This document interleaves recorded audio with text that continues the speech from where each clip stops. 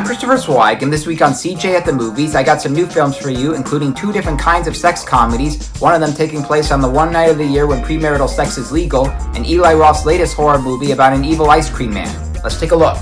Our first movie is I Want Your Sex, the latest movie from Gregg Araki, who made a name for himself in the surreal independent world with his teenage apocalypse trilogy. His new bizarre and colorful sex comedy stars Cooper Hoffman as a young college grad working in a sex art studio run by Olivia Wilde. Eventually, sparks fly between them as she becomes the dominatrix and he's her little muse. The movie's supporting cast also includes Charlie XCX as the young man's workaholic girlfriend, and since they're incompatible from the get-go, it shouldn't be a problem for him getting pleasure from Wilde. And like Boots Riley's I Love Boosters, this one uses a number of color palettes and twisted worlds and delights us for most of the way through. I'd be lying if I understood everything that I Want Your Sex throws at us, but I'm telling you the truth when I say that Wilde is delicious and wickedly delightful, while Hoffman continues to broaden his horizons as a young actor.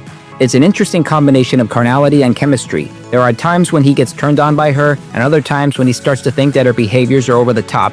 Araki co-wrote the script with Carly Scoratino, who is the founder of the website Slut Ever, which focuses on sex and sexuality, and they both collaborated on a show called Now Apocalypse. So I think we can agree that he uses his taste in filmmaking and her views on sex, and both of them can craft a film like I Want Your Sex, and they sure know how to use Wilde and Hoffman and to distinguish between love and sex. So see it.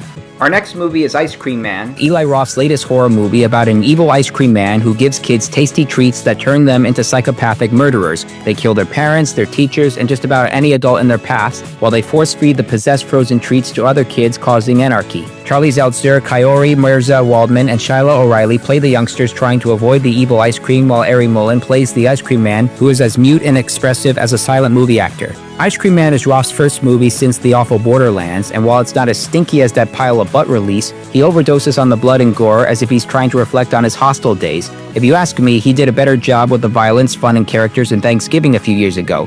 That knew jokey sadism and how to use those elements, whereas this movie stuffs ice cream into kids' faces and the bloodbath continues, and the ice cream ends up melting all over the place. That's how short the movie sells itself. And it turns out that I'm right when I mentioned in my written review that there's a cartoon that the evil kids watch and that looks like it was done by AI. Moviegoers read in the end credits that the animation was done by an AI animation studio known as Dark Half. Well, that makes things better, so skip it. Next up, One Night Only, the latest romcom from Gluck, and also the latest in a series of purge movies taking place on the one night of the year when premarital sex is legal in what is known as the mandate. You can still masturbate and kiss romantically, but you can only have sex if you're married on any other day of the year, and as fascist as it sounds, this movie actually has its heart and energy in the right place. The mandate is being celebrated in New York City, and Callum stars as a pizzeria manager, and Monica Barbaro is a singer, both of whom are photogenic but can't get spouses on this joyous occasion. They meet under unfortunate circumstances. One of them seems to be inspired by how Bewitched began with the bumping into each other gesture, and they find themselves in similar situations regarding criminals and stolen condoms. My advice to the people forced to deal with the mandate is for them to see Gregg Araki's latest sex comedy, I Want Your Sex, which doesn't care about rules or cliches. One Night Only has rules and cliches, but it also has some likable leads as Turner and Barbaro provide some energy and some good humor, and it also has a nice soundtrack to level out the playing field. And there are times when you hope the mandate will be eradicated, or at the very least not be given the satisfaction. While the law would be exhausting in real life, in fact any fascist law of sorts would be irritating in any universe, this movie still likes to express the idea in its own bubbly fashion, so see it. Next up, Super Troopers 3, the third and worst entry in a small comedy franchise that was only good the first time around. This one is stupid and vulgar, but I expected that, but what I should have anticipated that it was a mean-spirited comedy sequel ranking with Horrible Bosses 2 and Hitman's Wife's Bodyguard.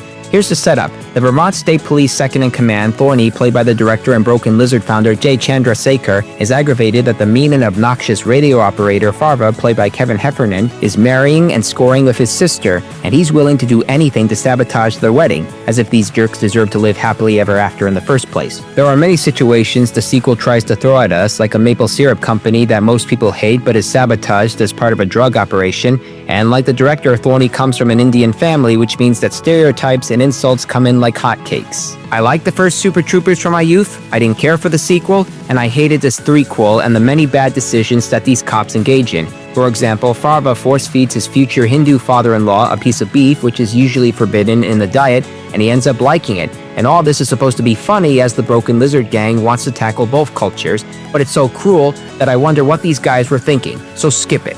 And our last movie is Late Fame, starring Willem Dafoe as a former poet working in the postal service in Lower Manhattan. One day he comes across a young fan played by Edmund Donovan who is part of a group of young artists who admire his work and want to put on a show and live reading. As cynical as the old man has gotten through the years, he takes an interest in the young artist, including Greta as a cabaret singer and actress who is not only set to read his poems, but also fancies him. Late Fame is based on the novella by Arthur Schnitzler, who wrote it in 1895, but was not published until 2014 when researchers discovered the manuscript in his literary papers. And with the screenplay by Sammy Birch, who also did May December, and direction by the critic and filmmaker Ken Jones, who also did Hitchcock Trefault, this movie can reflect on lost talents being rediscovered in a new generation, and it doesn't have to oversell itself, meaning there are no guarantees of anything, and that life can surprise or disillusion you. But whatever the outcome is, this movie is anything but a downer, and the performances from Dafoe, Lee, and Donovan are all excellent as they craft life and passion in a low-key manner, and Late Fame has the sensibility to draw us into their characters' lives, so see it. Recapping this week's new movies: thumbs up for I Want Your Sex, thumbs down for Ice Cream Man, thumbs up for One Night Only, thumbs down for Super Troopers 3, and thumbs up for Late Fame. Well, those are the new movies I'm reviewing this week. I'm Christopher Zweig. Stay safe, and I'll see you at the movies.